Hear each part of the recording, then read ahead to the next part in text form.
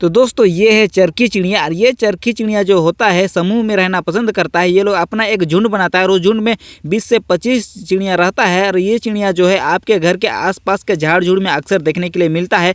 ये आपके घरों में भी आएगा अगर इसको खाना मिलेगा तो। बहुत लोग तो इसको खाना भी देते हैं अपने घर के बाहर, घर के छत में, ये सब को खाना दिया जाता है और ये लोग आता है और खाता है। तो आज हम क्या करेंगे, इन्हीं चिड़िया के साथ हम लोग फ्रैंक करने वाले हैं। तो फ्रैंक करने के लिए हम लोग क्या करेंगे, एक TG-113 का स्पीकर बॉक्स लिए हैं और इस पे से हम कनेक्ट करेंगे और इसमें से चरखी चिड़िया का सेम आवाज़ को निकालेंगे और उन लोगों का बुलाने का प्रयास करेंगे। तो क्या उन लोग ऐसी ही आवाज़ सुन के क्या वो लोग यहाँ पे आता है कि नहीं, तो यही वीडियो में देखते रहना, तो आप लोगों को पता चल जाएगा क्या वो लोग आता है कि नहीं। तो यहाँ पे हम सेम टू सेम उन लोगों का आवाज़ जो है पूरा फ्रैंक साउंड इसमें जो हम बजाने वाले हैं और यहाँ पे बजा रहे हैं, चालू हो गया है। देखते हैं कब तक आता है, एक भी चरखी चिड़िया आता है कि नहीं।